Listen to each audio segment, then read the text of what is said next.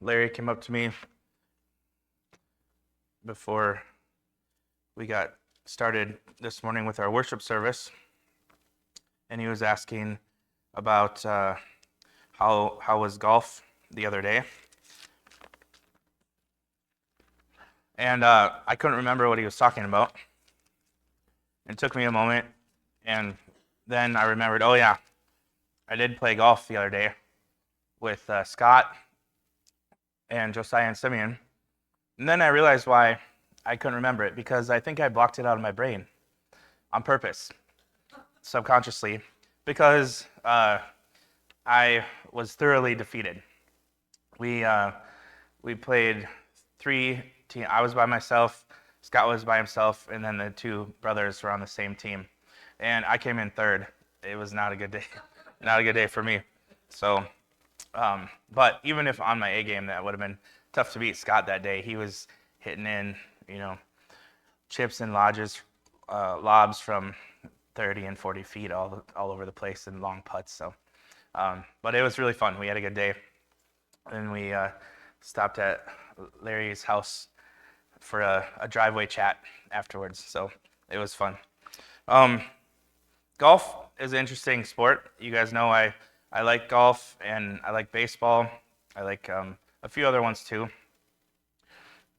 But I know there are more sports, but probably most famously golf, where in the moment where a person is taking their swing, there's probably basically a rule that you're not allowed to talk in their backswing. All of the crowd around, we didn't have crowds around us watching us play, but there are people on TV who are pretty good at golf, and they have crowds around them, and they have these signs they hold up, say, quiet, this guy is about to try to hit a ball. Everyone, he's trying to hit a ball here. Please be quiet.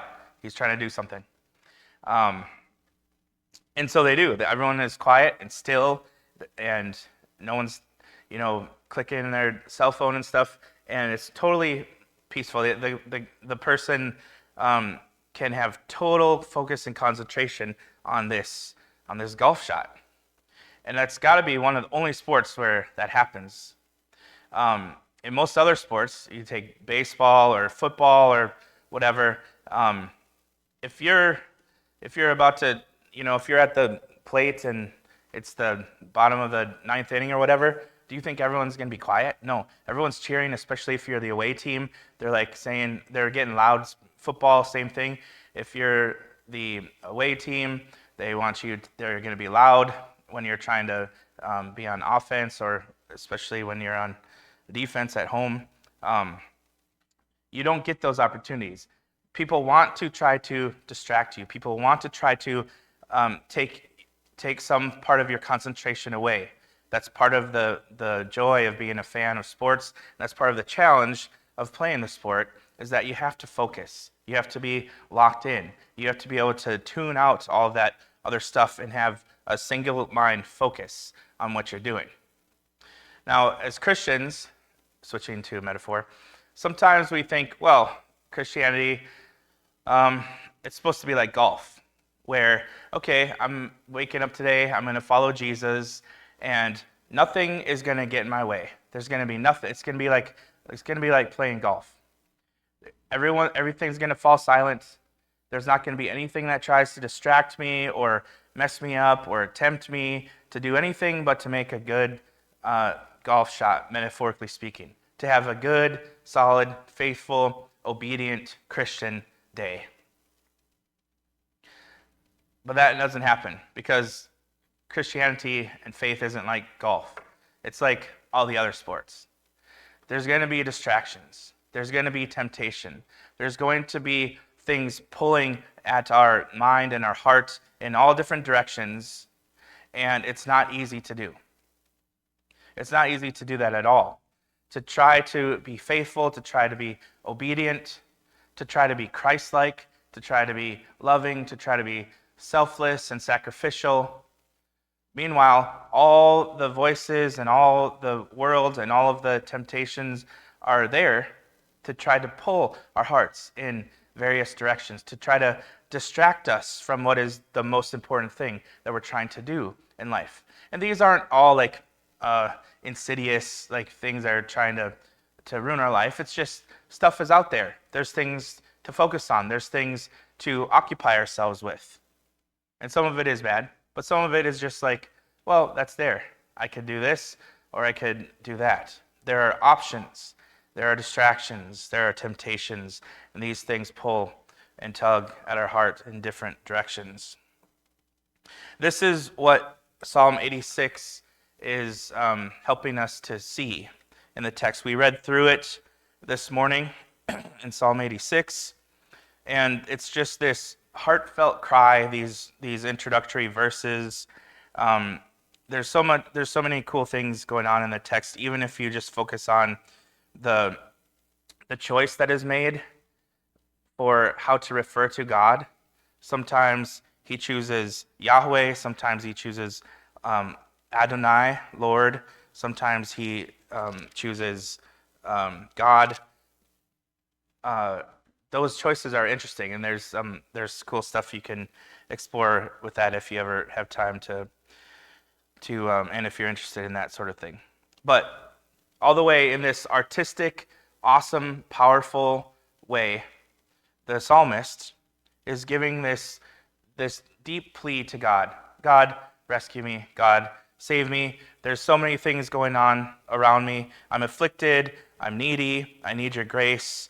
I need you here. I need you to forgive me. I need your help, and so on and so forth. Because you are the only one. You're the only God. You alone are God, he says in verse 10. And then he comes to verse 11. Teach me your way, O Lord, and I will walk in your truth.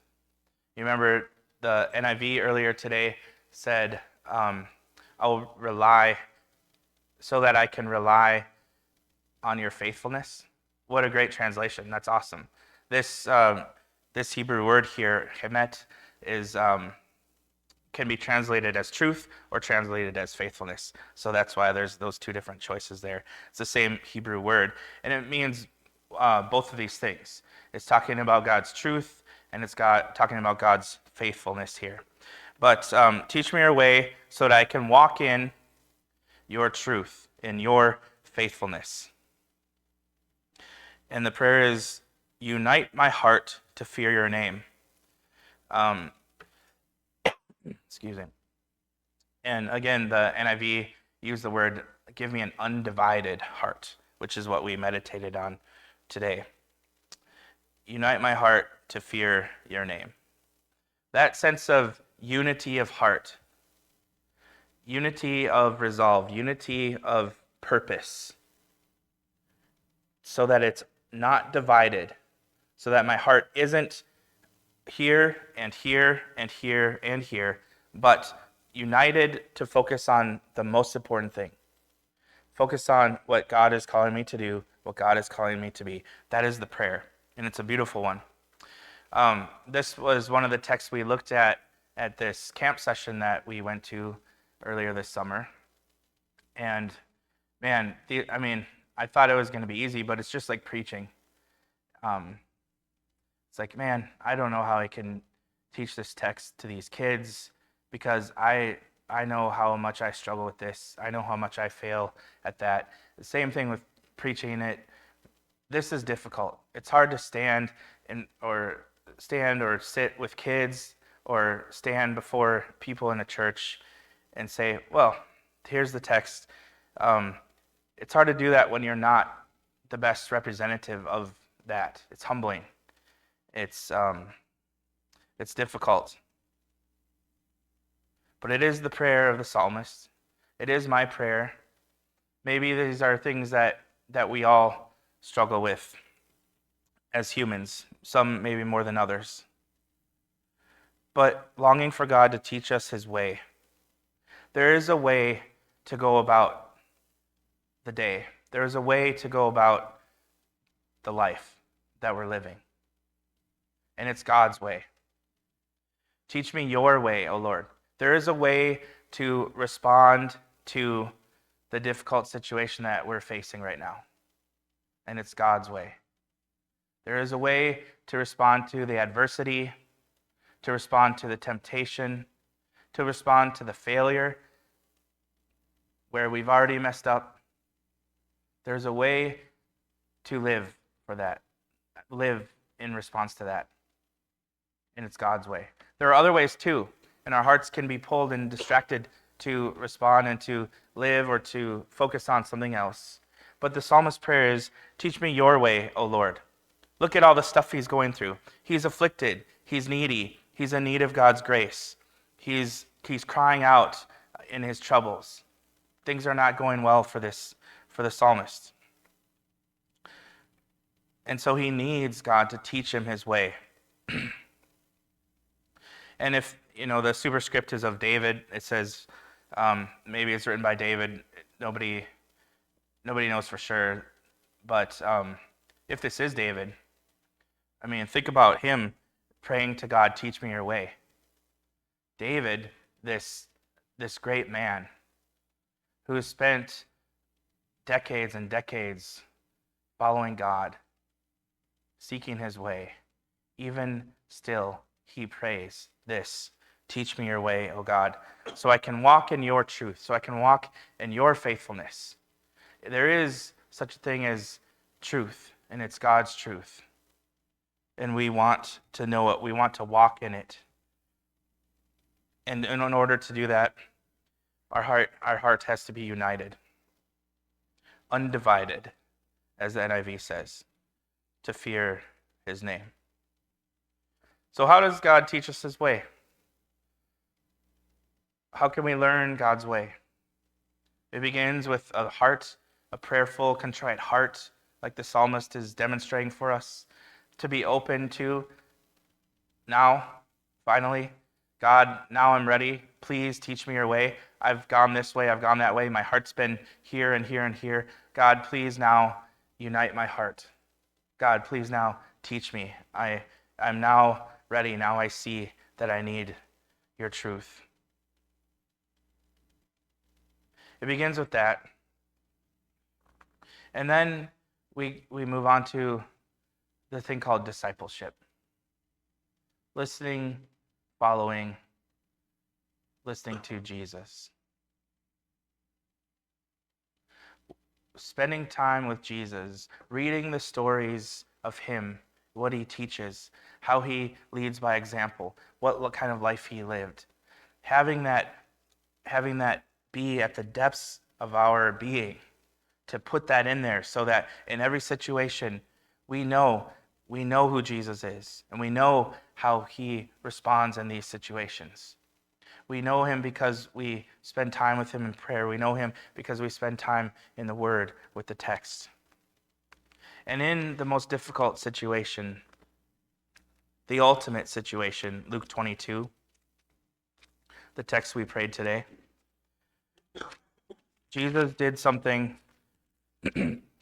that we say it so often, maybe the power of it is lost on us. But in his most difficult hour, there on the Mount of Olives in Luke 22, verse 39, he said, listen, this is a critical moment. This is literally a crucial moment in your discipleship, in my ministry, in my own, Jesus' own faith. And we need to pray. We need to pray. I don't care what time, I don't care how late it is. We need to stop, and we need to pray and you need to pray that you do not enter into temptation. That's what he says in verse 40. He knows this is a critical moment. And so he went about from here to there, away from him by himself, and he began to pray. And what he said is the prayer that we all long to pray. And please, God, help us to come to the point where we can say this more and more often. He says, Father, if you're willing, remove this cup from me, yet not my will, but yours. He knows that the cross is before him. He knows what the next 24 hours is going to be like. He knows the pain, the agony, the shame that he will face, even unjustly. He knows every single whip and beating and mock and ridicule and nail and breath that's going to have to take place in the coming hours. And he says to God in prayer, God, this cup that you've given me, this cup of suffering that you want me to drink, I know, but if there's anything else, if there's any other way, please take this cup away. Don't make me drink it. But at the same time, Father, he says, but this isn't about my will. It's about your will. And if it is your will for me to drink this cup of suffering, then let your will be done. What an incredible prayer. Who can pray like this? This is what it looks like to have an undivided heart. This is what the psalmist is talking about. That no matter what's happening, how easy it would have been for Jesus to be pulled, even on the principle of human pain and suffering alone, to want to choose a different path, to want to do something else. Pleading with God, saying, God, I don't want to do this. But he resolves to say, with an undivided heart, God, it is your will that is most important in my life. And I will respond to this situation in faith, in humility, so that your will be done. And how frustrating and disappointing it must have been, well, probably heartbreaking more than anything else, for Jesus to look around in his most crucial, critical moment of his life and to see everything around him, everything he's worked for, falling apart. Spent 3 years with these people, and on either side of this prayer of Jesus in Luke 22, there are hearts of division all over the place. Before we get to verse 39, there's the scene where the dispute breaks out about who is the greatest. We're coming to the end. This is at the end of 3 years. We have the cross right around the corner. And you still don't get it. You guys are still talking about who is the greatest. Verse 24. And Jesus has to teach him again. How frustrating must it be to have to start over from the beginning? We're so far down the road, and yet I still have to teach you about who's the greatest. Why do you guys care about that? And yet, how many times does he have to teach me about that as well? Because I still want to be great. How heartbreaking. And immediately after the prayer, we know in verse 47, this scene with Judas betraying Jesus. And then in verse 54, and following Jesus' arrest, Peter following at a distance, Peter being asked 3 different times from a distance with Jesus in view, who's on trial there. And people over here are saying, hey, aren't you one of the disciples? The most important moment in Jesus' life, this critical, crucial moment, and Peter chooses to deny him 3 times in a row. I don't know him. I don't know who you're talking about. I'm not who you think I am. I'm someone else. And how heartbreaking it was for Jesus in verse 61 to turn and look at Peter right after that rooster crowed, after the 3rd denial. And Peter then remembered the word of the Lord, how he had told him earlier that day, before a rooster crows, you will deny me 3 times. Now, he told him that before the not my will but yours be done prayer. He told him that in verse 31. Jesus gives the warning to Peter, whose name is also Simon. Simon, Simon, I need you to know something. Satan has demanded permission to sift you like wheat. Okay? There's going to be an attack on you. You need to know about this.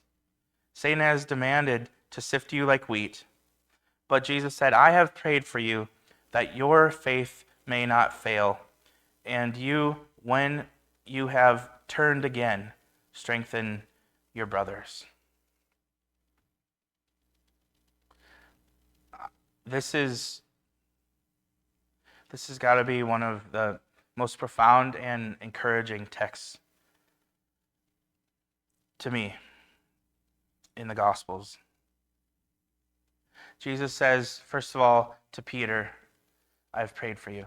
I know what you're about to face. I know what's going to happen. It's going to be difficult. You're going to be tested. But I want you to know that I have prayed for you. Just like he prays for each one of us. That's one of the main points that the writer of Hebrews makes in that book, that sermon, is that Jesus is the high priest who prays for us. And he prayed for Peter. What was his prayer? That Peter's faith may not fail, and that when he has turned again, that he would strengthen his brothers. I'll tell you why I find this encouraging. It begins with a mystery, a conundrum, because Jesus says, I'm going to pray that your faith will not fail. Well, what in the world just happened when he denied 3 times and the rooster crows and Jesus looks at him? Is that not a failure of faith? So either Jesus' prayer failed or Peter's faith failed. I don't know which one. But Jesus seems to define the unfailing faith as being included in the idea of when you have turned again, strengthen your brothers. This is why I find this encouraging. Because to Jesus, Peter's faith will only fail if the last act of faith he ever has is to deny. It fails if that's the end of the story. But if there is a turning again, a repentance, a contrite heart, a prayer to God, teach me your ways, O Lord. Let me rely on your faithfulness and your truth. Give me an undivided heart, O God. If that comes on the other end of our grave, horrible, heartbreaking failures, then Jesus' prayer is answered, even though there's a momentary lapse of faith, which is totally wrong and really unfortunate, and it's hurtful to Jesus. Jesus is pained, he's heartbroken when Peter denies him. But even despite that, Peter has an opportunity to respond. The sin's already committed, the denial's already taken place. He's already messed up, just like me, just like you. How do we respond now? Do we say it's all over, it's done, I'm not going to recover from this, I'm too far gone? Or do we allow the back end of Jesus' prayer to be fulfilled when you have turned? When you have prayed, Father, teach me your ways. When you have prayed for an undivided heart. That prayer in Psalm, this is why I like that NIV translation so much. It says, so that I will rely on your faithfulness, your truth. Remember that? Relying on God's faithfulness. Here is the only thing that sustains us. Here is what the gospel is about. The gospel isn't about my faithfulness. The gospel isn't about Teresa's faithfulness or Jeremy's or Derek's. Our faith will break and fail sometimes. Sometimes in the most embarrassing and most crucial times. sometimes in the most important relationships in our life. Sometimes. But God's faithfulness never fails. And the heart of that prayer in Psalm 86, verse 11, is to rely on God's truth, God's faithfulness. And this is exactly what happens to Peter here. Peter's faith is weak. Peter's faith fails. But Jesus, his faith does not. And that's the only answer, and that's the only hope for any of us. When we fail, Jesus does not. When we are faithless, the text says he is faithful. And it's because of God's faithfulness, Jesus' faithfulness, that even when Peter's faith fails, his own actions, even though his faith fails, the faith hasn't failed because of God's faithfulness, which covers over that whole situation. God is faithful even when Peter is not. And that is why Peter can then at the end turn and say, "Oh God, I've failed you. God, I've messed up. God, I've sinned. God, my heart was divided. God, I need you to teach me your ways. I need you to unite my heart. God, I repent." And when that happens, when we know and experience what it's like to have new life in Christ, what it's like to have another chance, another day of new creation, new life in Jesus, we can't help but go to our brothers and sisters and strengthen them, because what we have done is experience the gospel, the good news of Jesus' faithfulness to us. So I want to encourage us today, encourage us this week, to remember this prayer of Jesus that he says to Peter. "I have prayed for you that your faith will not fail, that when you have turned again," assuming that you turned away, "when you have turned again, that you would strengthen your brothers." Remember that it's about God's faithfulness. And even when we fail, we come to God with a contrite heart. May it be our prayer this week for God to teach us his ways, to rely on his faithfulness and his truth, and to give us undivided hearts. Let's stand and sing.